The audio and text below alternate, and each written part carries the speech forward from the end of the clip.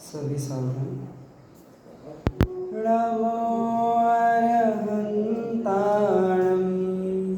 नमो सिद्धाणं नमो आयर्याणं नमो अजायाणं नमो लोय सवसाहुणं मोक्षमार्गस्य नेतारं वेत्तारं कर्मभूभृतां ज्ञातारं विश्वतत्त्वानां वन्दे तद्गुणलब्धये मंगलमय मंगलकरण वीतराग नमो ताहि जाते भय अरहंतादि महान करि मंगल करि हो महा ग्रंथ करण को काज जाते मिले समाज सब पावे निज पद राज शिव उपाय करते प्रथम कारण मंगल रूप विघ्न विनाशक सुख करण नमो शुद्ध शिव महाराज जी खोल दो दरवाजा क्या हो पूरा खोल दो ड्यूटी कर दीजिए पूरा तो भूख हो जाता है। अभी गुरुदेव श्री के प्रवचन के माध्यम से बहुत अच्छी चर्चा सुनी। उसमें से बस एक विषय लेने की इच्छा है कि ज्ञानी के वास्तव में जो आश्रय है वो होते हैं या नहीं होते, और रागादिक भाव जो हैं होते हैं या नहीं होते, बड़ी चर्चा है। ये विषय थोड़ा ऐसा परस्पर विरोध को लिए हुए ऐसा विरोधाभास है, पर विरोध को ऐसा लगता है कि विरोध को लेकर के खड़ा हुआ है कि ज्ञानी जीव है, कि ज्ञानी जीव की जब परिणति देखी जाती है, जैसे चतुर्थ गुण स्थान में हो, पंचम गुण स्थान में हो, तो वो जीव तो प्रत्यक्ष में कैसा है, गृहस्थ है, और गृहस्थ के योग्य कार्य देखे जाते हैं। गृहस्थ के योग्य कार्य होंगे कैसे? बिना राग द्वेष के तो होंगे नहीं। तो राग द्वेष नहीं हो तो गृहस्थ के कार्य नहीं हो पाए, तो वहाँ पर गृहस्थ के कार्य तो करता है। और फिर यहाँ पर समय सार में ऐसी व्याख्या दिखती है कि ज्ञानी तो कैसा है कि निराश्रवी है, राग द्वेष से रहित है, कैसा है, अभेदक है। तो उसकी विवक्षा क्या है? और जो ये बात कहते हैं कि ज्ञानी रागी है, द्वेषी है, उसके तीन कषाय चौकड़ी का अभी उदय है, फिर 2 कषाय चौकड़ी का उदय है, फिर उसके बाद दीक्षा धारण करे तो 1 कषाय चौकड़ी का उदय। तो ये क्यों कहते हैं? ऐसी विवक्षा भेद कहाँ से हुई? तो जितनी शुद्धता है, उस शुद्धता को जब मुख्य करते हैं तो वस्तु को शुद्ध कह देते हैं, और जितनी अशुद्धता है उस अशुद्धता को जब मुख्य करते हैं तो क्या? अशुद्ध कह देते हैं। जैसे टोडरमल जी है, आप उनको ज्ञानी कहेंगे या अज्ञानी कहेंगे? टोडरमल जी हैं, उन्होंने इतने शास्त्रों की टीका की रचना की, मौलिक ग्रंथ भी लिखे, तो अब आप उनको ज्ञानी कहेंगे या अज्ञानी कहेंगे? कैसी बात करते हो, इतने शास्त्रों का ज्ञान था, तो आत्मज्ञान भी होगा ही। ऐसी गूढ़ तत्व चर्चा जो कर रहे हैं, आत्मचिंतन कर रहे हैं, आत्मचिंतन करके और जीवों को इसी सन्मार्ग में प्रेरित कर रहे हैं, कैसी प्रभावना कर रहे हैं। ये सारे काम करें और हम उनको अज्ञानी कह दें, ये तो उनका बहुत अपमान होगा। वहाँ पर टोडरमल जी स्वयं ये क्या कह देते हैं कि मैं क्या हूँ? अज्ञानी हूँ। क्या कह देते हैं कि इतने आचार्य हैं, आचार्यों के ज्ञान के समक्ष मेरा ज्ञान कितना ज्ञान है? आचार्यों के समझाने के प्रकर्ष के सामने मैं कितना समझा पाऊंगा? तो वहाँ पर अपनी लघुता बताते हैं। तो वहाँ पर विवक्षा भेद हो गई कि नहीं हो गई? कि जितने का ज्ञान है उतने का तो ज्ञान है ही है, तो जितना ज्ञान है उसकी अपेक्षा से क्या कहे जाएंगे कि उतने ज्ञानी कहे जाएंगे। और जितना ज्ञान नहीं है तो वहाँ आचार्यों के कितना ज्ञान है उसकी अपेक्षा से क्या ही ज्ञान है? बोले बहुत अल्प ज्ञान है। बोले वहाँ पर अपने आप को क्या कहेंगे? अज्ञानी कहेंगे। तो विवक्षा का बहुत बड़ा डिफरेंस होता है कि जब पर्याय दृष्टि से देखा जाएगा तो ज्ञानी के वहाँ पर्याय में मोह तो चला गया, पर अब राग द्वेष तो बचे हैं। तो जितने कषाय चौकड़ी का उदय हो वैसे राग द्वेष दिखे, वैसे क्रियाएं दिखे, वैसे परिणाम दिखे। अभिप्राय नहीं हो तो भी क्रिया परिणाम वैसे दिखते, क्योंकि कर्म के उदय वैसे बनते हैं। अब वहाँ यदि पर्याय दृष्टि से देखा जाए तो वहाँ वो ज्ञानी जीव के भी आश्रव है, ज्ञानी जीव के भी बंध है, ज्ञानी जीव के भी राग द्वेष है, ज्ञानी जीव के भी संसार है। वो विवक्षा कही कि नहीं गुरुदेव श्री ने बीच में, उसके होता है, उसके दुख का वेदन होता है, तो उसका समन्वय। और अब ज्ञानी जीव जो निराश्रवी कैसे, कि वहाँ दृष्टि का जोर है। दृष्टि की अपेक्षा से कैसा हुआ है कि निराश्रवी हुआ है। अपनी दृष्टि कहाँ मोड़ी कि द्रव्य के ऊपर। द्रव्य कैसा है कि अखंड एक शुद्ध द्रव्य है, द्रव्य कभी परिणमित नहीं होता, द्रव्य कभी चेंज नहीं होता। तो जिसका आश्रय लिया उसी के अनुसार कैसी हुई दृष्टि हुई। तो अब दृष्टि में कोई भी विकार होने वाला नहीं है। दृष्टि में विकार नहीं होता है तो फिर पूरे द्रव्य में ही विकार नहीं हुआ, ऐसा मान करके वहाँ पर क्या कह दिया जाता है कि ज्ञानी के आश्रव नहीं है। ज्ञानी के आश्रव है या नहीं है, अनेकांत है। आपको जो दृष्टि देखनी हो वो दृष्टि देखिए, जहाँ जो प्रयोजन हो वहाँ वो देखिए।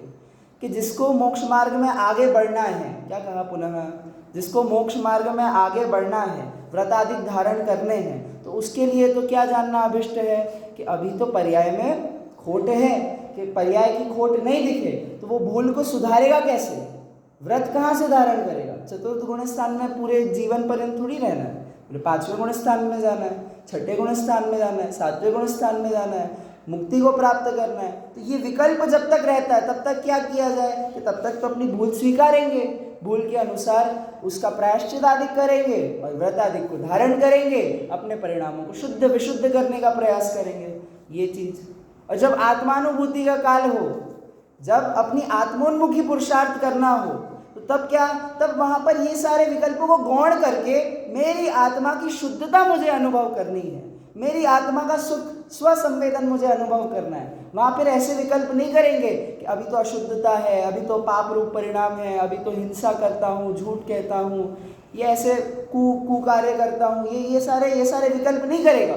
तब वहाँ पर आत्मा की शुद्धता देखकर आत्मा की अनुभूति करेगा। वरना तो कह दो कि भाई सम्यक दृष्टि जीव है तो उसके एक संकल्पी हिंसा ही का तो अभाव हुआ, उसके अभी भी विरोधी हिंसा तो है ही है, उद्योगी हिंसा तो है ही है। ये 4 प्रकार की हिंसा में से केवल एक प्रकार की हिंसा गई और आप कहते हो हिंसक हो गए। 4 हिंसा थी, 4 हिंसा में से एक छोड़ दी, अच्छी बात। अब एक हिंसा छोड़ दी, इसके कारण कह रहे अहिंसक हो गए। अरे जितनी कषाय थी उतनी कषाय तो छोड़ी, संकल्प पूर्वक किसी को मारने का विकल्प तो छोड़ दिया, तो उतने अंश में तो हिंसक हुए कि जितना जितना राग से निवृत्त हुए, जितना राग से निवृत्त हुए उतने वीतरागी हुए, कि जितना जितना राग से निवृत्त हुए उतने उतने विज्ञानगण हुए, और जितने जितने विज्ञानगण हुए उतने ही राग से निवृत्त होकर के होते चले गए। ये प्रोसेस है पूरी। एक कषाय चौकड़ी का अभाव हुआ, बोले अनंतानुबंधी तो चली गई, तो बड़ी कषाय तो चली गई, तो उतने वीतरागी हुए, तो वैसे निराश्रवी कह दिया। अब 2 कषाय चौकड़ी का अभाव हुआ, जितने जितने राग का अभाव होता गया उतने उतने वीतरागी होते चले गए। 3 कषाय चौकड़ी का अभाव हुआ कि जितना जितना राग जाता गया उतने उतने वीतरागी होते गए, और जितना राग विद्यमान है उतने तो अभी भी रागी ही हैं, जितना राग विद्यमान है उतने अभी भी रागी हैं। एक कषाय चौकड़ी का उदय है, संज्वलन का तीव्र उदय है, तो है परिणाम उसी अनुसार आएंगे, वीतराग परिणाम नहीं होंगे। जैसी कषाय होगी वैसे परिणाम आएंगे, पर वहाँ जितनी वीतरागता उतनी वीतरागता तो स्वीकार करनी पड़ेगी कि नहीं। तो 3 कषाय चौकड़ी के अभाव पूर्वक जो वीतरागता है वो तो स्वीकार करनी पड़ेगी। ऐसी बात है, विवक्षा के समझने से सब समझ में आता है, और विवक्षा के नहीं समझने में कुछ भी समझ नहीं आता है। एक विवक्षा से यदि निराश्रवीपना समझा तो आश्रवपना भी समझना पड़ेगा। वहाँ ऐसा एकांत नहीं चलेगा कि, तो जैसे कह दिया गुरुदेव श्री ने क्या वाक्य कहा कि 3 काल में कोई भी ऐसा नहीं कह सकता कि ये साश्रव है, मतलब आश्रव सहित है। कौन? ज्ञानी जीव। वहाँ पर किसका एकांत यूज किया किसका एकांत यूज किया? कि निराश्रवपने का, दृष्टि का जोर यूज किया। तो जब उस विवक्षा से बात कहेंगे तो एकांत से कहा जा सकता है, पर इसका अर्थ ये नहीं है कि उसके विपरीत विवक्षा एग्जिस्ट ही नहीं करती। कि जब वैसी चर्चा हो, वैसा प्रयोजन हो, तो वो विवक्षा मुख्य हो जाएगी, ये विवक्षा गौण करनी पड़ेगी। अब जहाँ जैसा प्रयोजन हो वहाँ वैसी विवक्षा का प्रयोग करना, तो वो पूरी वस्तु स्थिति समझना आवश्यक है। सत्यवादी को कोई धोखा नहीं है, कोई धोखा नहीं है, पूरी वस्तु स्थिति उसके समझने में है।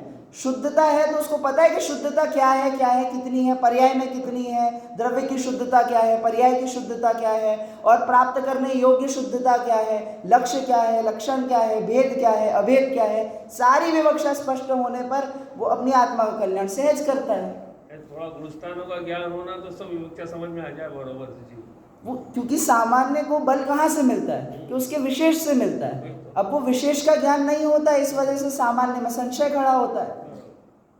तो जिसे थोड़ा सा भी विशेष का ज्ञान हो उसे संशय खड़ा नहीं होता। ऐसी पूरी चर्चा है। चलिए अब हमारे विषय पे आते हैं कि पुरुषार्थ से मोक्ष की प्राप्ति हो रही थी। पुरुषार्थ से मोक्ष की प्राप्ति हो रही थी तो शिष्य ने प्रश्न पूछ लिया। क्या प्रश्न पूछा? कि यदि पुरुषार्थ से मोक्ष की प्राप्ति होती है तो पुरुषार्थ तो बहुत जीव करते हैं, उनमें से किन्हीं जीव के तो मोक्ष की प्राप्ति होती है। पेज नंबर 310 में पैराग्राफ नंबर ऊपर से तीसरा, कि किन्हीं जीवों के पुरुषार्थ से मोक्ष की प्राप्ति तो होती है, और कोई मोक्ष का उपाय करता है तो भी उसके मोक्ष की प्राप्ति नहीं होती, मोक्ष मार्ग प्रारंभ नहीं होता। सो इसका कारण क्या है? तो उत्तर क्या दिया? उसका कारण यही है कि जो उपदेश सुनकर पुरुषार्थ करते हैं वे मोक्ष का उपाय कर सकते हैं, और जो पुरुषार्थ नहीं करते वे मोक्ष का उपाय नहीं कर सकते। सिंपल सा लॉजिक। जो पुरुषार्थ करेगा उसको फल मिलेगा। कि जो भोजन बनाएगा वो भोजन खाएगा, भोजन नहीं बनाएगा तो भोजन क्या खाएगा? भूख लगी है, बोले भूख तो सबको लगी है, तो उसमें कोई नई बात नहीं है। भोजन की सामग्री, बोले भोजन की सामग्री विश्व में सबके पास है, तो पेट किसका भरेगा? कि भोजन की सामग्री तो सबको दी थी, तो सबका पेट क्यों नहीं भरा? कि जो भोजन बनाएगा वो भोजन खाएगा, जो भोजन नहीं बनाएगा वो भोजन नहीं खाएगा।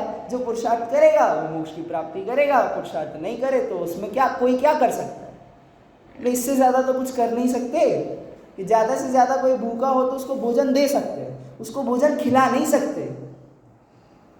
उसको ये कह सकते कि भोजन खा के तेरे दुख, तेरी वेदना खत्म हो जाएगी, पर अब उसको चबवा करके तो नहीं दे सकते। कदाचित कौर बना के भी दे दो तो निगलना तो खुद ही को पड़ेगा, करेगा क्या? अरे वो वेंटिलेटर में होता है ना, तो उसके वो ड्रिप लगाता है, तो उसमें भी बॉडी रिजेक्ट कर देती है, एक्सेप्ट कर लेती है। ये सिचुएशन होती है नहीं होती? एक्सेप्ट तो खुद को ही करना पड़ेगा। जीव को एक्सेप्ट तो खुद को ही करना पड़ेगा। अपनी ज्ञान परिणति को खुद ही को एक्सेप्ट करना पड़ेगा, और कोई एक्सेप्ट नहीं कर सकता। सामने वाला आके करवा नहीं सकता। 3 लोग के नाथ कह करके थक गए तो भी स्वीकृत नहीं होती, वो एक्सेप्ट नहीं करवा सकते। कोई निमित्त हमें स्वयं इस मार्ग की एक्सेप्टेंस नहीं दिलवा सकता। तब जाकर के टोडरमल जी कहते हैं क्या? उपदेश तो शिक्षा मात्र है। क्या है उपदेश? उपदेश तो शिक्षा मात्र है। फल जैसा पुरुषार्थ करे वैसा लगता है। फल कैसा लगता है? जैसा पुरुषार्थ करे वैसा फल लगता है।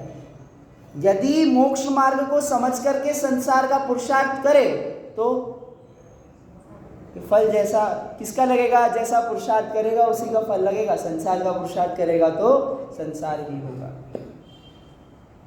नियम कह दिया ना कि आप चाहे जानो कुछ भी, आपको मार्ग पता हो, मार्ग पता होने पर भी यदि मार्ग पर चलने का पुरुषार्थ नहीं किया, बोले तो आपके मोक्ष मार्ग नहीं होने वाला। तो इतना आसान नहीं है बैठे बैठे आप कह रहे सब हो जाएगा, सब हो जाएगा। बैठे बैठे निर्णय होगा तो करना तो पड़ेगा, विकल्प में लाना तो पड़ेगा, उसकी आसक्ति तो हो। टोडरमल जी कहेंगे आगे कि बाह्य में तो कितने कार्य होते हैं, वहाँ पे कार्य बने हैं चाहे नहीं बने, वहाँ पे ऐसा विकल्प नहीं करता कि होगा कि नहीं होगा। तो बुद्धिपूर्वक, वहाँ पे तो बुद्धिपूर्वक लगा हुआ है कि लाइन में लग के काम नहीं होगा तो पैसे देकर के काम करवाएगा, पैसे देकर के काम नहीं होगा तो सोर्स लगवा के काम करवाएगा, सोर्स लगवा के काम नहीं होगा तो धमकी देकर के काम करवाएगा। जैसे काम बने वैसे काम करवाएगा। वहाँ ये विचार नहीं करेगा कि नियम क्या है, लाइन क्या है क्या नहीं है। वहाँ पे तो जैसे काम बने वैसे करेगा। यहाँ पर सारी युक्तियाँ इसको सूझती है मोक्ष मार्ग में। क्या कि कभी समझ में नहीं आता, समझ में आता है तो मन नहीं लगता इसमें। क्या करें, मन नहीं लगता, विचार नहीं होता, संसार में विकल्प चला जाता है। बताओ मन नहीं लगता। जो गरीब आदमी है जिसके अगले समय अगले टाइम का भोजन मिले या ना मिले ऐसा विकल्प रहता है, वो कभी कहता है मेरे काम में जाने का मन नहीं है, आज घर पे ही रहूँगा? कभी कहता है वो? क्यों नहीं कहता? क्योंकि यदि अगले समय वो कार्य करने ना जाए और पैसे ना कमाए तो अगले टाइम का भोजन नहीं आएगा, और भोजन नहीं आएगा तो जीवित रहे नहीं रहे उसकी कोई गारंटी नहीं बचेगी। आवश्यकता नहीं लगती कि जब तक ये मोक्ष मार्ग की आवश्यकता नहीं लगती कि तब तक ये मोक्ष मार्ग का प्रवर्तन नहीं होगा। और यदि जब तक मोक्ष मार्ग का प्रवर्तन नहीं होगा तब तक कौन सा मोक्ष मार्ग प्रारंभ होगा? इस पॉइंट पे कहना पड़ता है कि व्रत, नियम, उपवास ये सब क्या है? धूड़ छे धूड़। क्यों कहना पड़ता है? अरे अब कहना पड़ता है, अब तो नेसेसिटी फील नहीं होती, वो पुरुषार्थ की नेसेसिटी फील नहीं होती, मोक्ष मार्ग के पुरुषार्थ करने की कोई नेसेसिटी फील नहीं होती। तब कहना पड़ता है ये सब तो धूल है, पैसा क्या ये सब तो धूल है, कहना पड़ता है। क्यों? क्योंकि जैसे धूल की वैल्यू आपको समझ में नहीं आती, इन पैसों की वैल्यू आपको समझ में आती है। तो ये पैसों की वैल्यू कुछ नहीं है, वास्तव में आपके ज्ञान की वैल्यू है। आपका ज्ञान जहां जाए वैसा पुरुषार्थ करता है, वैसा कार्य करता है। कि देखो पुद्गल में इतना दिमाग लगाया पिछले 100-200 साल में हमने कि पहले तो क्या कि कहीं जाने के लिए 10 दिन लग जाए, 20 दिन लग जाए, टोडर मल जी के समय की बात है। कि कैसे कि ये जो बैलगाड़ी होती है, बैलगाड़ी में जाओ, बैलगाड़ी में आओ, घोड़ों आदि की सवारी करके यहाँ से वहाँ जाओ। अब तो बुलेट ट्रेन आने की हमने तैयारी कर रखी हुई है। बोले घंटों में एक जगह से दूसरी जगह, जहाँ उपयोग लगाएगा वहाँ पुरुषार्थ करके कार्य निकालेगा। कि पहले किसी को कहते कि 1 सेकंड में मैं बात करवा दूंगा आपकी, दुनिया के इस कोने से उस कोने में, तो पागल कहता आपको। बोले कोई भगवान थोड़ी हो तुम, करके दिखाया कि नहीं दिखाया? पुद्गल की शक्ति है, पुद्गल की ऐसी शक्ति है, पुद्गल की इतनी शक्ति है कि इस जो 14 राजू का डिस्टेंस है वो एक समय में क्रॉस कर जाए। तो यहाँ पे तो आपके पास ये विश्व में कुछ किलोमीटर ही क्रॉस कर रहा है खाली अभी। तो वो पुद्गल की शक्ति ऐसी ही है, यहाँ पर उसको जानने का प्रयास करता है तो उसके विशेष जानता है, जान करके उसमें उपयोग लगाता है, उपयोग लगा करके उसका परिणमन करने का प्रयास करता है, एक्सपेरिमेंट करता है, हो जाए तो सक्सेसफुल। पर आत्मा में उपयोग नहीं लगाता, जहां नेसेसिटी हो वहीं उपयोग लगाएगा। यहाँ फायदा नहीं दिखता है ना। फायदा नहीं दिखता। एक तो आत्मा दिखता नहीं है, अमूर्तिक है, क्या करें? अमूर्तिक आत्मा दिखता नहीं। अमूर्तिक आत्मा में आनंद सुख है, पहले तो आत्मा की स्वीकृति नहीं। आत्मा की स्वीकृति कदाचित हो जाए तो ये आत्मा मैं ही हूँ ऐसी स्वीकृति नहीं, ये आत्मा मैं ही हूँ ऐसी स्वीकृति नहीं। उसके अनंत गुण हैं। बोले अनंत किसने देखे? मेरे को तो एक गुण नहीं समझ में आते। अनंत गुण है, गुण समझ नहीं आते। ये भाव पर भाव ये समझ में नहीं आता। कुछ समझ में नहीं आता, स्वीकृत नहीं होता, तो अभी तो जो है उसको तो भोगो। जो ज्ञान पर में लग रहा है, विशेष कार्य करने में लगा है, वो तो ज्ञान तेरा है। अब उस ज्ञान को अपनी तरफ लगा तो तेरा काम बने। बस विचार नहीं उठाता। बहुत सिंपल लॉजिक दिया। परीक्षा में क्या कहा कि स्व का ज्ञान होता है, स्वस्यानुभवनम अर्थवत। अपना अनुभव कैसे होता है? कैसे होता है कि ज्ञान को पर के उन्मुख किया था तो पर का ज्ञान हुआ था, उसी ज्ञान को स्व के उन्मुख कर तो स्व का ज्ञान होगा। कितना सा काम है कि जिस ज्ञान को पर के उन्मुख किया तो पर का ज्ञान हुआ, उसी ज्ञान को स्व के उन्मुख कर तो स्व का ज्ञान होगा। अब इस बात में कितनी मुश्किल है? वो सहज दिख रहा है, सहज दिख रहा है। ज्ञान के अलावा कहीं दिख नहीं सकता। ज्ञान नहीं हो तो जाने कैसे? तो ज्ञान से ही जान रहा है, वो ज्ञान ही स्वयं है। बस इतना निर्णय नहीं होता। अभ्यास देना पड़ता। स्वतः परता की विवक्षा पर वहां पर खुद को जानने के लिए तो क्या अभ्यास करें? खुद को जानने के लिए तो बस वो एक किसको कहते हैं कि बस ओके चाहिए कि हाँ यही मैं हूं, ये जो जान रहा है वही मैं हूं, ये जो वस्तुओं को जान रहा है कौन जान रहा है कि वही मैं हूं, खुद को नहीं जानता। बस इतनी सी भूल, इतना सा अपुरुषार्थ, इतना सा अनिर्णय, बहुत ज्यादा बड़ा गैप नहीं है। अज्ञानी और ज्ञानी में बहुत ज्यादा डिफरेंस नहीं है, बस दृष्टि का डिफरेंस है। ऐसे इतने ही से पुरुषार्थ का डिफरेंस है। चलिए, तो प्रश्न क्या पूछते हैं अब कि वो जो श्रोता है, वो श्रोता क्या प्रश्न करता है कि किसी के होता है किसी के नहीं होता, तो जहां जैसा पुरुषार्थ करे फल वैसा लगता है। बोले नहीं, ऐसा नहीं है। श्रोता कहेगा, क्या कहता है कि जैसे कोई द्रव्यलिंगी मुनिराज हो, वो मोक्ष के अर्थ गृहस्थपना छोड़कर तपश्चरण आदि करता है, वहां पुरुषार्थ तो किया, कार्य सिद्ध नहीं हुआ, इसलिए पुरुषार्थ करने से तो कुछ सिद्ध नहीं होता। यूपीएससी है, यूपीएससी करने के लिए लोग हर साल कितने लोग आवेदन भरते हैं कि 10 लाख बच्चे। 10 लाख बच्चों में से प्रीलिम्स कितने क्लियर कर पाते हैं कि 3 लाख बच्चे, 3 लाख बच्चे, 1 लाख बच्चे, समथिंग ऐसा है। प्रीलिम्स में से मेंस कितने क्लियर कर पाते हैं कि 3000 बच्चे। लाख से कितने में आ गए? 3000। और 3000 लोग इंटरव्यू में बैठते हैं, उसमें से इंटरव्यू कितने क्लियर कर पाते हैं? 1000। कितने होते हैं? 1000। 10 लाख के 1000 बच्चे सिलेक्ट होने वाले हैं, तो फिर अगले साल 10 लाख बच्चे फिर से क्यों अप्लाई करते हैं जब पता ही है कि 1000 होने वाले हैं?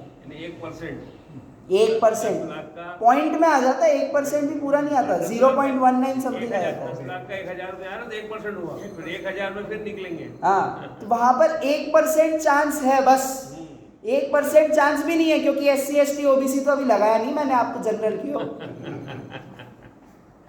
कि जहां इतना चांस है वहां पर समाज में हमने इतनी संस्थाएं बनाई हुई है जो हमें ऐसा प्रेरित कर रही कि जाओ वहां पर जाओ, कदाचित हो गया तो वहां पे तो बड़ा पुरुषार्थ चूझता है।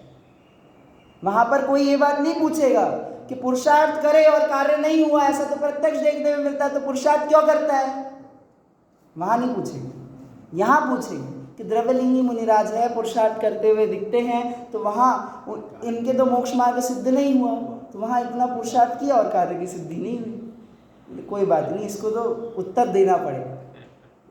टोडरमल जी, और उसके बाद वो एक ऐसा पैराग्राफ कहेंगे जिसमें टोडरमल जी ना खुल के जैसे डांटते हैं ना, डांटने की शैली में कहेंगे पूरी बात। उत्तर अभी यहाँ पर पढ़ते हैं कि अन्यथा पुरुषार्थ से फल चाहे तो कैसे सिद्ध हो। क्या कहा? अन्यथा पुरुषार्थ से फल चाहे तो कैसे सिद्ध हो। तपश्चर्यादि व्यवहार साधन में अनुरागी होकर प्रवर्ते, उसका फल शास्त्र में तो शुभ बंध कहा, और यह उससे मोक्ष चाहता है, कैसे होगा? यह तो भ्रम है। कहाँ की भूल दिखा दी कि बोले अपनी भूल दिखा दी, आईना दिखा दिया। कि जो कहे कि भाई मैं तो इतना सुंदर हूँ, मैं इतना रूपवान हूँ, बोले एक काम कर, तू आईना देख, तूने आईना नहीं देखा। कि जैसा पुरुषार्थ करोगे वैसा फल मिलेगा। पुरुषार्थ का किया था कि शुभ आश्रम का पुरुषार्थ किया था, शुभ बंध का पुरुषार्थ किया था, संसार का पुरुषार्थ किया था। मिलेगा क्या? मोक्ष नहीं मिलेगा। मिलेगा क्या?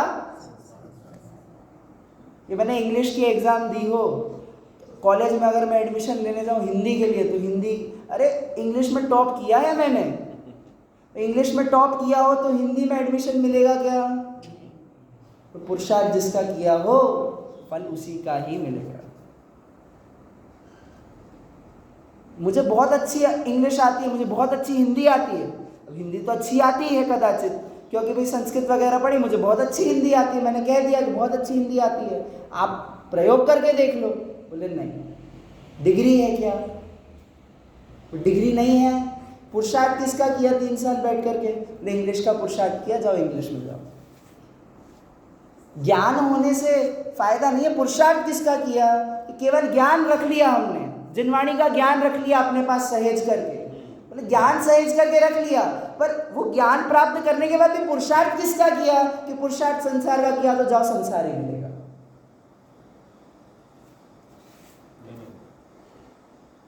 जिसका पुरुषार्थ किया वही मिलेगा। तो द्रव्यलिंगी मुनिराज, उनके पुरुषार्थ की, किसका पुरुषार्थ हुआ? शुभ बंध का पुरुषार्थ हुआ। व्रत आदि का अनुचरण किया, तो वो अनुचरण काय का कारण है? कि शुभ बंध का कारण है, कि जिसकी इच्छा की थी वही मिलेगा, तथास्तु। सिस्टम ही जैन धर्म का ऐसा है, जिसका निदान करता है वहां पे आगे जन्म ले लेता है, जिसकी इच्छा करता है आगे वही होता है। कहते हैं ना कि भाई साथ में मोक्ष जाएंगे हम लोग सब, मुमुक्षु लोग सब साथ में मोक्ष जाएंगे, बोले साथ में तो सिर्फ निगोज जाता है, ऑप्शन नहीं है आपके पास, साथ में तो सिर्फ निगोज जाता है। मोक्ष में जाना पॉसिबल नहीं है। मोक्ष का मार्ग साथ का मार्ग नहीं है, कि मोक्ष का मार्ग अकेले का मार्ग है। आपकी आत्मा अलग है, सामने वाले की आत्मा अलग है। ये राग के वश होकर के ऐसी बातें मत कीजिए क्या कि साथ में मोक्ष जाएंगे, नहीं जाना कहीं साथ में मोक्ष। साथ में तो संसार में घूमने की जगह है, मोक्ष में कोई साथ की बात नहीं है, कोई साथ का संयोग नहीं है। वहां पे भी संबंध बनाएंगे, यहाँ पर भी संबंध बना रहे, वहां पर भी संबंध बनाएंगे, कहीं गुरु शिष्य का संबंध बनाएंगे, कहीं माँ बेटे का संबंध बनाएंगे। तो ये संबंध बनाना ये संसार की रीति है, ये मोक्ष मार्ग की रीति नहीं है संबंध बनाना। मोक्ष मार्ग की तो ये रीति है कि अकेले चले, भरोसा करके चले, किसी का आश्रय लिए बिना चले, स्वतंत्र चले, निर्भर चले, ये मोक्ष की रीति है। स्वयं का पुरुषार्थ काम में आता है, स्वयं का निर्णय काम में आता है, स्वयं के परिणाम कार्यकारी होते हैं अपने फल में, और कोई आकर के मोक्ष का मार्ग प्रशस्त करने वाला नहीं है। राजुल ने भी नो भाव की प्रीति बताई नेमिनाथ जी को, बोले तू तेरी जगह मैं मेरी जगह, अभी प्रीति करूंगा तो यही संसार में रह जाऊंगा, ये चला मैं तो। वो नाटक दिया ना उसका, वो नाटक वैराग्य का जो नाटक, बहुत अच्छा चित्रण किया था। वो राजुल फिर अंत में जैसे परेशान होती है, और परेशान होकर के फिर वो उनके जो पिता हैं उग्रसेन, वो उनको दीक्षा नहीं लेने देते। बोले दीक्षा क्यों लेना है? बोले नेमिनाथ जहाँ है वहाँ जाऊंगी। बोले नहीं, वहाँ तो नहीं जाने दूंगा, तुम नेमिनाथ के लिए दीक्षा लेती हो तो दीक्षा नहीं लेने दूंगा, कि यदि तुम्हें अपने लिए दीक्षा लेनी हो तब तो लो, नेमिनाथ के लिए दीक्षा नहीं लेना। अरे वो भगवान है, तीन लोक के नाथ है, सबके नाथ है, मेरे भी नाथ है। नहीं नहीं नहीं, तुम्हारे नाथ नहीं है, अब वो तुम्हारे नाथ नहीं है। तुम स्वयं अपनी नाथ हो ऐसा मान करके यदि दीक्षा लोगी तब जाकर के दीक्षा की अनुमति दूंगा, अन्यथा नहीं दूंगा। अब वो उस समय पे क्या हुआ और नहीं हुआ वो तो तब की बात है। तो यहाँ पर तो एक चित्रण किया जा रहा है, यहाँ पर तो मैसेज इंपॉर्टेंट हो जाता है।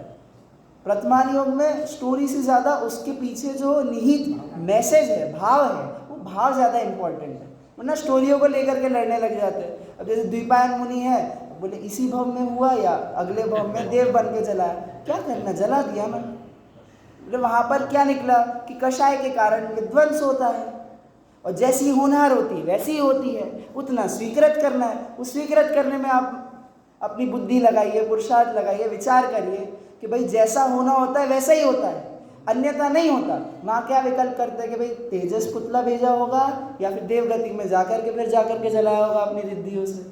वो जो किया हो, क्या क्या प्रयोजन सिद्ध हो रहा है आपको इससे? अरे ठीक है, जितना कौतूहल करना होता है कर लेते हैं, यहाँ पे भी कौतूहल कर लेते हैं। जैसे बाहर कौतूहल करते हैं, बाहर जैसे होता है ना थोड़ा टाइम पास हो जाए, वो टाइम पास यहाँ पे भी कर लेते हैं, जैसे वहाँ कर लेते हैं।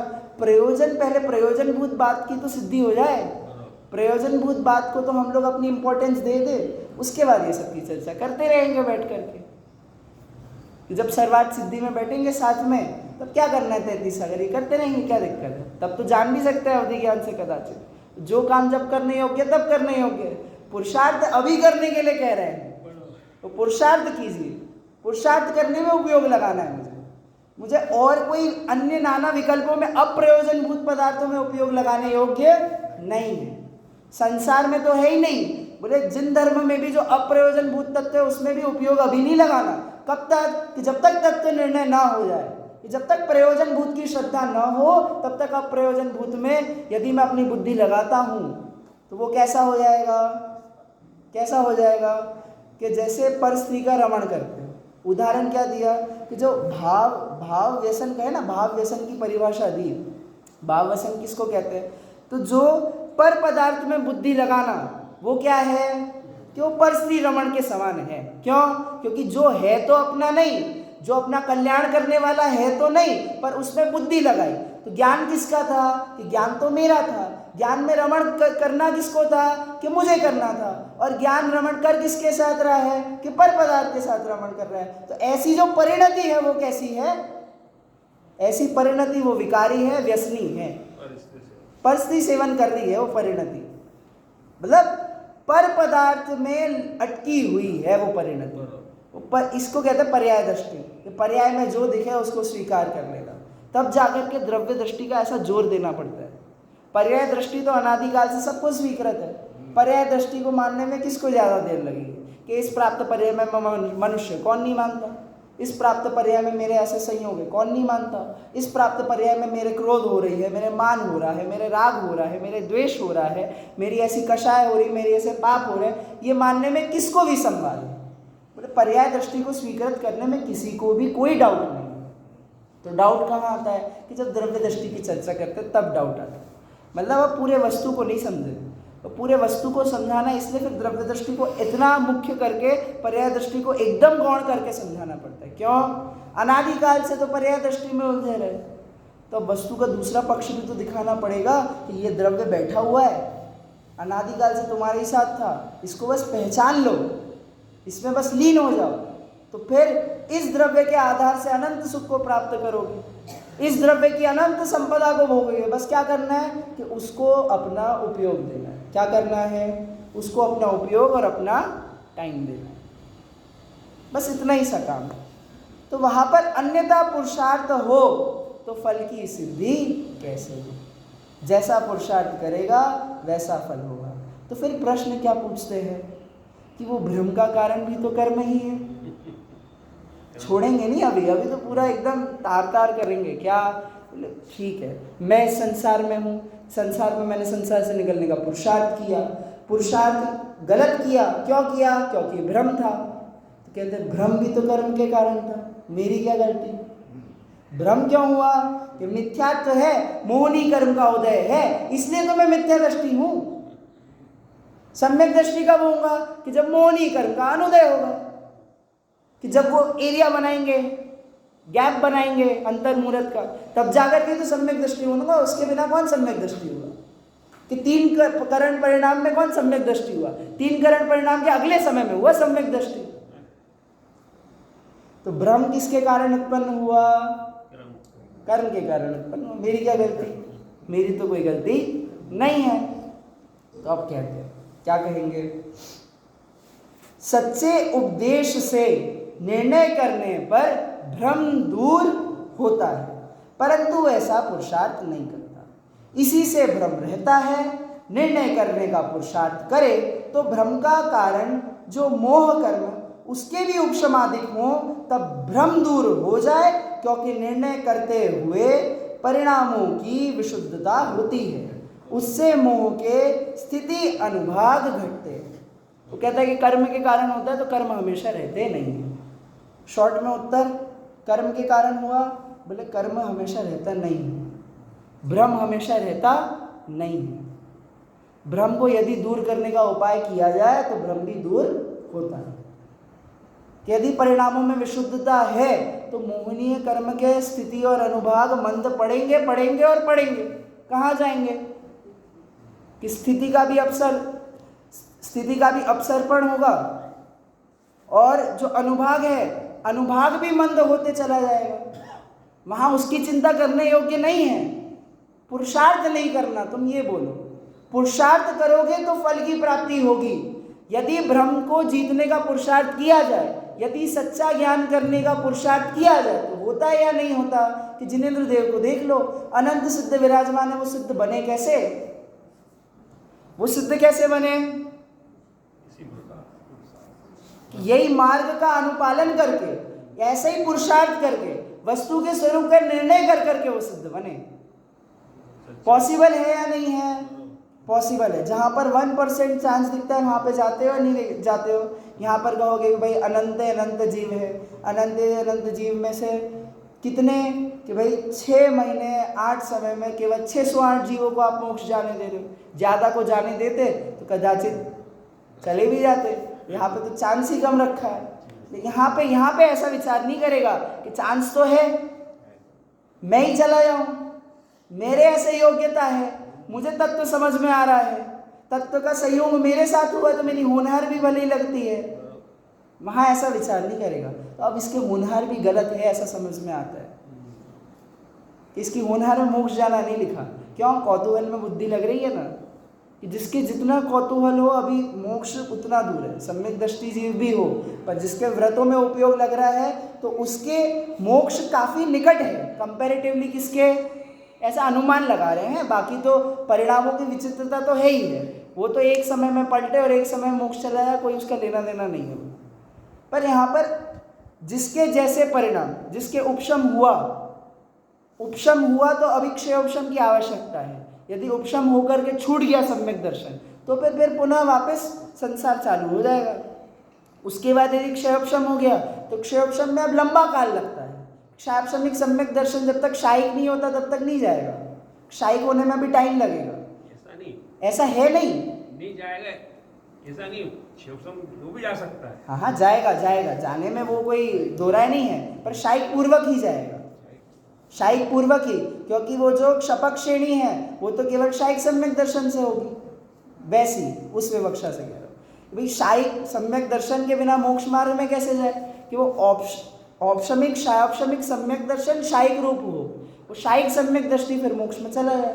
वो क्षायिक सम्यक दर्शन का भी वो नियम कह दिया कि भाई तीर्थंकर के पाद मूल में हो क्षायिक सम्यक दर्शन। बोले अब यहाँ पर किसी को औपशमिक क्षयोपशमिक सम्यक दर्शन हुआ तब उसको वेट तो करना पड़ेगा। वहाँ पर वो वेट वगैरह की आप बात मत करो, वो तो होता रहेगा अपने आप, कर्म की प्रोसीजर होती रहेगी। आप पुरुषार्थ तो करो। वो कहा ना बीच में पंचम काल है, क्या कहा? पंचम काल है तो पंचम काल में हलवा अलग बनता है और चौथे काल में हलवा अलग बनता है। ये ऐसे अपौरुषेय वाली बातें मत करो। क्या मोहिनी की चर्चा करके क्लीब होता है, क्लीब मतलब नपुंसक होता है, ऐसे नपुंसकों वाली चर्चा मत करो कि पंचम काल है हम क्या करें, पंचम काल में कैसे जीवों का मतलब कैसे जीव कैसे पाप करके पंचम काल में आए। पंचम काल की आत्मानुभूति चतुर्थ काल की आत्मानुभूति में क्या अंतर है? पंचम काल में जो अपनी आत्मा का आनंद होगा और चतुर्थ काल में जो अपनी आत्मा का आनंद हो रहा था उसमें क्या अंतर था? सब एक जैसा है। यहाँ पर नहीं होगा। यहाँ पर जैसा अनुभव हुआ सिद्धों के भी उसी जाति का अनुभव हो रहा है। यहाँ मुझे जैसी श्रद्धा है सिद्धों के भी उसी जाति की श्रद्धा है। उतनी की उतनी नहीं है, उतनी अवगाढ़ नहीं है तो नहीं है, पर वैसी उसी जाति की तो है। क्वालिटी एक है। भले कम खा रहा हूँ पर खा तो अच्छा रहा हूँ। वही शक्कर है। हाँ, चक्रवर्ती के घर की हो चाहे अपने घर की हो, शक्कर एक ही रहेगी। रहने तो मीठी वाली है। वो चाय पीता है तो चाय बाहर दुकान पर जाकर के पिए, चाहे वो ताज होटल की वो 500 रुपये की चाय पिए, चाहे किसी राजा महाराजा के घर पे वो इंग्लैंड की रानी चाय पीती है, वो कितने हज़ार या लाख रुपए किलो की वो चाय होती है, वो चाय पी रही है, हम चाय पी रहे, फ़र्क क्या पड़ रहा है? पी तो चाय ही रहे। कि वो आत्मानुभूति हो रही है, किसी के चतुर्थ काल में हो रही है, किसी के पंचम काल में हो रही है, किसी के नरक में हो रही है, किसी के स्वर्ग में हो रही है, किसी के तिर्यंश गति में हो रही है, किसी के महाविदेह में हो रही है। कैसी भावना बात है कि महाविदेह चले जाए, और ऐसी भावना नहीं है कि आत्मानुभूति हो जाए। महाविदेह में जाकर करना क्या है कि जो यहाँ पर कर रहा है वही वहाँ जाकर के करेगा। क्या बोले संसार में ऐसे टाइम पास करना कहते हैं, यहाँ पे भी वही कर रहे हैं, वहाँ पर भी जाकर के वही करना है। क्यों? आत्मा के उन्मुख दृष्टि हुई नहीं है, उससे दो जाएंगे वहाँ भी वही करना है, वहाँ भी वही करना है। महाविदेव में जिनेंद्र देव के सामने तो इसलिए कहते हैं ना कितनी बार तो समोशरण में गए, पर समोशरण में जाकर के किया क्या? बोले यही किया जो भी कर रहे हैं। बोले जब तक अपनी आदतें नहीं सुधारी जाए तब तक अपनी आगे होने वाला जो भविष्य है वो नहीं सुधारा जा सकता। यहाँ पर जो पर पदार्थ में उपयोग लगाने की आदत है वो आदत नहीं सुधारी जाए तब तक आत्मा के उन्मुख उपयोग नहीं होने वाला। इसी का अभ्यास कर रहे हैं, वो आदत सुधारने का अभ्यास है बस। बहुत मुश्किल है ऐसा नहीं है, पर वो अभ्यास इसलिए मांगते हैं क्योंकि अनादिकाल से किया नहीं है।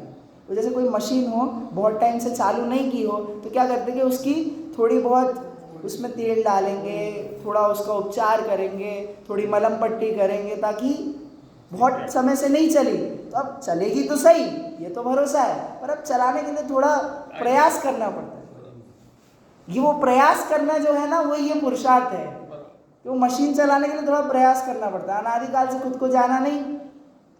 अच्छा, ये तो ये प्रश्न पूछता हूँ, कभी आपको सम्यक दर्शन हुआ हो कदाचित, होकर के छूट गया, आपको क्या पता?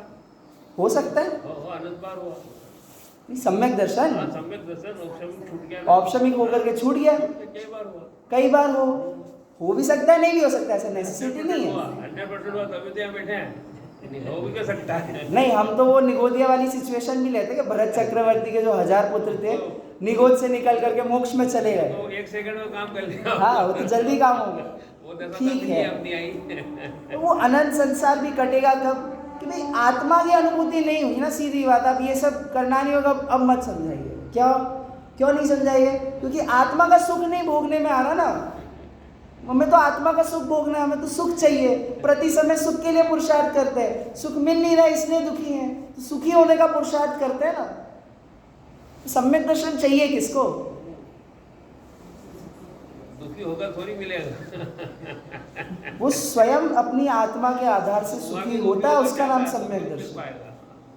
स्वयं अपनी आत्मा को जानता है, ऐसे श्रद्धान का नाम सम्यक दर्शन। प्रसन्नता से, जिस जीव ने अपनी आत्मा की बात प्रसन्नता से सुनी हो, वो जीव प्राप्त कर पाए, वही जीव प्राप्त। रोते रोते करे ना, ऐसा नहीं होना वैसा नहीं होना, कभी कोई नहीं सकता। रुचि है, जहाँ रुचि होती है वहाँ रोता नहीं है, वहाँ कंप्लेन नहीं करता, वहाँ नाना प्रकार के विकल्प तर्क वितर्क नहीं करता। वो यही कहने वाले हैं टोडरमल जी, वो पैराग्राफ अपन पढ़ेंगे। बाकी अब एक और क्वेश्चन करेंगे, 1 या 2 क्वेश्चन ज़्यादा से ज़्यादा, वो 1-2 क्वेश्चन को लेते हैं। फिर प्रश्न है कि निर्णय करने में उपयोग नहीं लगता, उसका भी तो कारण कर्म है। बोले ठीक है कि भ्रम है, भ्रम का नाश हो सकता है। भ्रम का नाश कैसे होगा? कि ज्ञान से होगा। तो ज्ञान भी तो ज्ञानावर्णी कर्म ने दबोच के रखा हुआ है। बोले यहाँ भी दिक्कत है, यहाँ पे भी फिर से कर्म को खड़ा किया। तो वो समाधान देते हैं कि एकेंद्रिय आदि के विचार करने की शक्ति नहीं है, उसके तो कर्म ही का कारण है। मतलब मान गया आपकी बात, एकेंद्रिय के तो कहो, परंतु इसके तो ज्ञानावर्णादि के क्षयोपशम से निर्णय करने की शक्ति हुई है। जहाँ उपयोग लगाए उसी का निर्णय हो सकता है, परंतु यह अन्य निर्णय करने में उपयोग लगाता है, यहाँ उपयोग नहीं लगाता, सो यह तो इसका दोष है, कर्म का तो कुछ प्रयोजन नहीं है। अभी दिक्कत दे रहा है क्या ज्ञानावर्णी कर्म? तुम तो ये बात करो। बोले निगोद दशा में दे रहा था, एकेंद्रिय दशा में दे रहा था, 2 इंद्रिय 3 इंद्रिय चतुरेंद्रिय, तुम क्यों कह रहे हो? आपके लिए तो बात नहीं है, आपको तो संगी पंचेंद्रिय पर्याय में आप आए हो, तो आपके तो है क्षयोपशम, तिर्यंचों से अधिक है। ले हुंडा अवसर पीढ़ी तो क्या हुआ? जिनेंद्र भगवान की बात तो समझ में आ रही है, तत्व ज्ञान का निर्णय कर सकते हो कि नहीं कर सकते हो? कि इसी पंचम काल में कितने ही जीवों ने अपना कल्याण किया, आप क्यों नहीं कर सकते? बोले 2-4 सम्यक दृष्टि होंगे। बोले दिख कितने रहे आपको जैन धर्म के अनुयायी?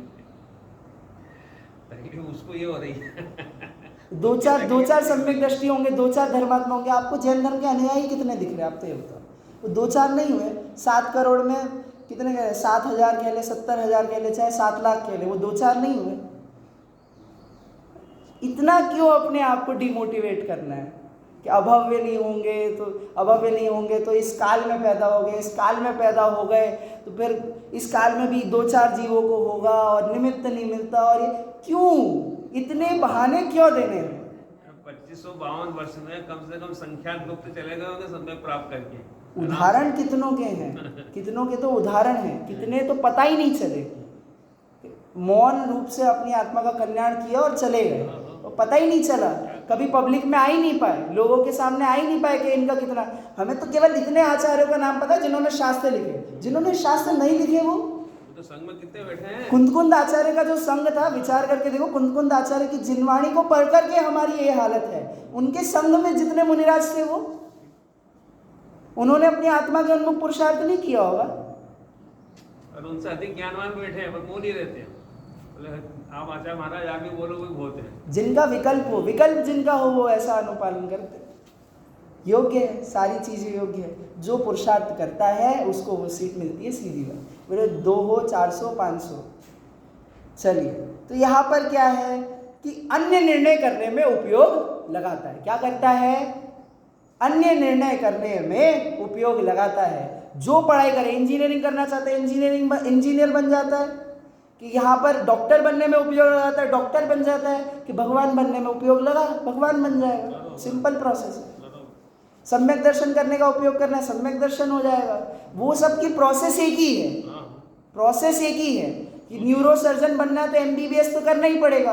MBBS करने के बाद फिर मास्टर का हो चाहे कुछ करो, वो आपके ऊपर है। कि वैसे ही भगवान बनना है तो प्रोसेस तो एक ही है, सम्यक दर्शन करना है तो प्रोसेस तो वही है, आत्मानुभूति पूर्वक ही होगा। तो प्रोसेस करने का पुरुषार्थ करना, तो वहाँ पुरुषार्थ नहीं करता। जिसका पुरुषार्थ करता है संसार में वो वस्तु सिद्ध होती है।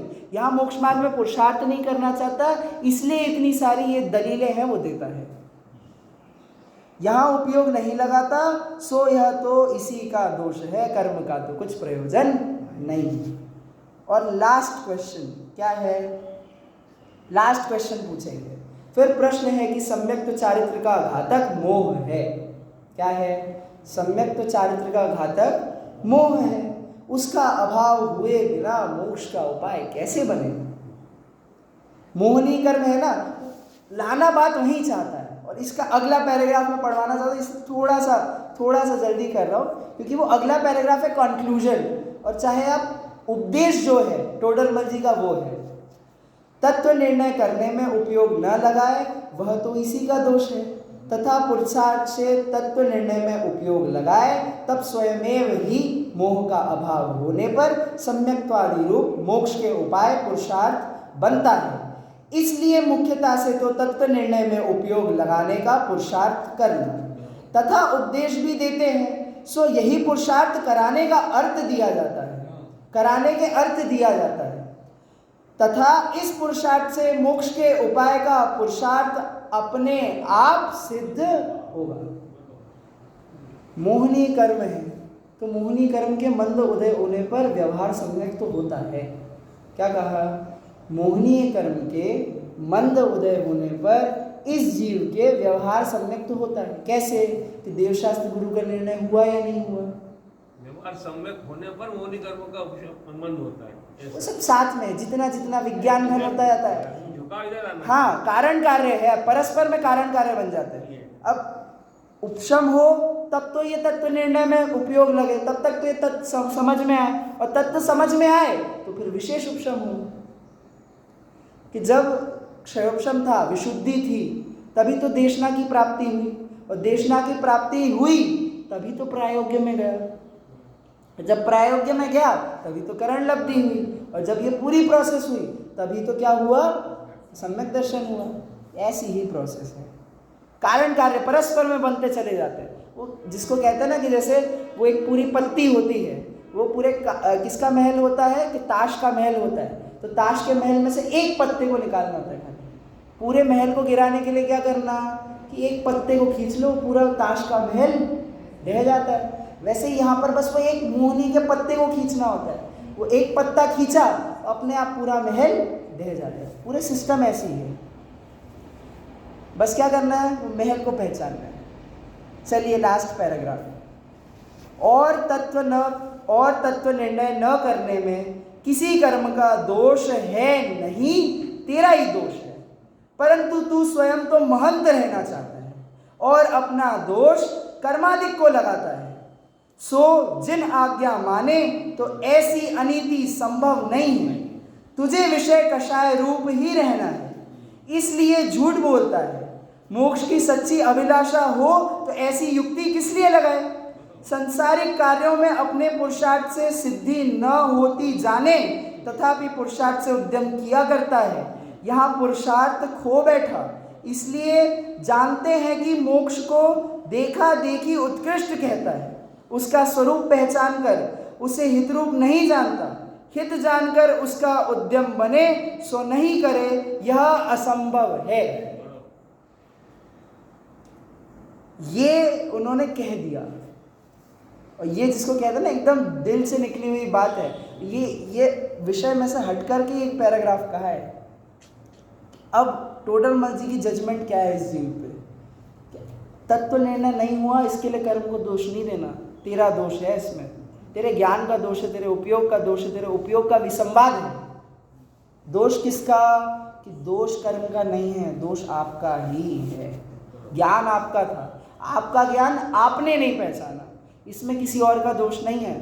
इसने मुझे कहा कोई आपको भेला पुसला करके आपके पैसे लूट करके चला जाए, तो लोग क्या कहते हैं? गलती किसकी? आपकी गलती, आपने क्यों नहीं ध्यान रखा? पैसे आपके थे, जिम्मेदारी आपकी थी, चीज आपकी थी। सामने वाला बहला पुसला करके ले कब गया? कि जब आपने ले जाने दिया, जब आप सतर्क नहीं थे। तो स्वरूप में भी हम सतर्क नहीं हैं। पर पदार्थ पे हम ये दोष डालते हैं कि उन्होंने हमें बहलाया, फुसलाया, कषाय करवाई, मिथ्यात्व करवाया, संसार में घुमाया, ऐसी बातें कहते हैं कि जिसकी बातों का ही कोई अंत नहीं है। बोले यहाँ पर उन पे दोष मत डाल कि तुमने अपने उपयोग को उसमें क्यों भ्रमाया, ये मेरा दोष है। मेरे उपयोग को मैंने उसमें भ्रमाया, ये मेरा दोष है। मेरा दोष तो दिखता नहीं, स्वयं तो महंत रहना चाहता है।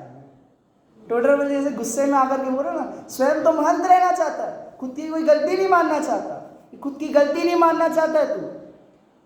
अनादिकाल से तेरी गलती नहीं है तो इस संसार में, अनादिकाल से मेरी ही गलती है। मेरी गलती से संसार में अज्ञान से बड़ा कोई अपराध नहीं है। वो अज्ञान का अपराध किया है मैंने। वो अज्ञान का अपराध करके अपनापन छोड़ा ना, अपने आत्मा से अपनापन छोड़ा। वो अपनापन छोड़ने का असर ये है कि आत्मा अब मिलता ही नहीं है, यही पर ढूंढ रहे हैं, कभी कहीं कभी कहीं कभी कहीं सुख ढूंढ रहे हैं, कभी मंदिर में, कभी स्वाध्याय हॉल में, कभी बाहर में, कभी संयोगों में सुख ढूंढ रहे हैं, मिलता नहीं है, क्योंकि सुख तो क्या करता है कि स्वयं महंत बना रहना चाहता है और दोष कर्म पर डालता है। काम हो गया तो मैंने किया, और काम नहीं हुआ तो कर्म के कारण बिगड़ा, घर वालों के कारण बिगड़ा, ट्रम्प के कारण बिगड़ा, सरकार के कारण बिगड़ा, चोर आकर के ले गए, जो हुआ सो हुआ। काम हो गया तो मैंने किया, काम हुआ तो मैंने किया, और नहीं हुआ तो बोले क्या कर सकते, ऐसी होनहार थी। बोले ऐसे दुखी हो करके क्यों कहते हो हर बार? तो अच्छा कुछ हुआ तब भी तो कहिए कि कर्म हुआ इसलिए हो गया, अपन ने क्या किया। वहाँ पर तो कर्तृत्व लेना अच्छा लगता है, वहाँ पर तो क्योंकि मान का पोषण होता है ना, तो एक इच्छा तो इसके कषाय के अनुसार प्रवर्तने की है। वहाँ पर तो नहीं कह सकते कि भाई कर्म के अनुसार हुआ, और यहाँ कषाय को बचाना भी है, तो क्या कहना पड़ता है, मेरी गलती नहीं थी तो मेरे मान को बचा लिया। बचा क्या? अब कर्म था, कर्म पे दोष डाल दो। जिनको कर्म का पता है कर्म पे डालते हैं, जिनको कर्म का नहीं पता वो पर संयोगों पे डालते हैं। इसलिए तो कर्म बताए गए कि जो पर संयोगों पे दोष डालते थे, बोले अब छोड़ो, ये आपका फील्ड नहीं है। अब वो कर्म पे दोष डालने लगे। जो पर संयोगों पे दोष डालते थे अब वो कर्म पे डालने लगे, और जो कर्म पे दोष डालते थे फिर कहा मोहराग द्वेष, तो मोहराग द्वेष पे दोष डालने लगे। तो मोहराग द्वेष में बोले इनकी कोई गलती नहीं है, एकमात्र गलती तो स्वयं की। ठीक है, स्वयं कैसा रहना चाहता है? विषय कषाय रूप ही रहना चाहता है, इसलिए झूठ बोलता है कि मोक्ष नहीं होता। संसार में मजा आ रहा है, ये कहो ना। ये क्यों कहते हो कि मोक्ष मार्ग समझ नहीं आता? ये क्यों कहते हो कि मोक्ष है या नहीं है, आत्मा है या नहीं है? संसार में मजा आ रहा है, ये कहो। विषय कषाय में अच्छा लग रहा है, वो मोहनीय है, मोहनीय का मजा आ रहा है, ये कहो। ये नहीं कहेगा, झूठ कहेगा, स्वयं महंतपना प्रकट करेगा। क्यों करेगा? तुझे समझ में नहीं आ रहा, ये तेरा नाटक सबको दिख रहा है। वो छोटा बच्चा नहीं होता, छोटा बच्चा पीछे हाथ में चॉकलेट लेकर के घूमे, बोले कहाँ गई चॉकलेट? बोले मुझे नहीं पता। घर में जबकि सबको पता होता है कि उसी के हाथ में। बोले जिनेंद्र देव के सामने आकर के, आचार्यों के सामने आकर के, ज्ञानी महात्माओं के सामने आकर के क्या कहते हैं कि मुझे नहीं पता। बोले पीछे पीछे क्या है, अभिप्राय में क्या है, अंदर क्या छुपा रखा है कि विषय कषाय को भोगने की जो इच्छा है वो छुपा के रखी। वो नहीं दिख रहा, ये नहीं है, सबको दिख रहा है, सबको स्पष्ट है। तो तुझे ऐसा लग रहा है, एक तो स्वयं को बेवकूफ़ बनाएगा, और फिर जो ज्ञानी धर्मात्मा उनको भी बेवकूफ़ समझ करके उनको भी बेवकूफ़ बनाएगा। क्या? पुरुषार्थ नहीं हो रहा, बहुत समय से प्रयास कर रहे हैं। बोले गलत पुरुषार्थ करेगा तो गलत फल मिलेगा, पुरुषार्थ नहीं करेगा तो फल नहीं मिलेगा, और आत्मा का पुरुषार्थ करेगा तो आत्मा मिलेगा ही मिलेगा, उसके अलावा और कोई उपाय नहीं है। तो मोक्ष को देखा देखी में उत्कृष्ट मानेगा और अपना स्वरूप पहचानेगा नहीं, ऐसा हित जानकर उसका उद्यम बने और न करे, यह बात असंभव। यदि मोक्ष में हित लगे तो मोक्ष का पुरुषार्थ हुए बिना रहता नहीं है, उसमें हित लगे और उस मार्ग में प्रवर्तन ना हो तो मोक्ष मार्ग में ऐसी अनीति संभव नहीं है। आत्मा का हित आत्मा में लगता नहीं है, इसलिए आत्मा के उन्मुख प्रवर्तन नहीं होता। निर्णय किसका करना कि मेरा हित मेरे में है, मेरा हित मोक्ष में है, मतलब वो आत्मा की शुद्ध पर्याय, आत्मा की शुद्धता में मेरा हित है। वो आत्मा की शुद्धता में मेरा हित नहीं लगे, उसका निर्णय नहीं हो, तब तक मोक्ष का मार्ग का अनुपालन प्रारंभ भी नहीं होता। मोक्ष का मार्ग होना तो दूर की बात। चलिए, हमने इतने दिनों में इसकी चर्चा की, अब आगे प्रवचन की श्रृंखला अभी तो नहीं रहेगी, फिर जब समय मिलेगा तब अवश्य इसकी चर्चा करेंगे, अभी की बात नहीं है।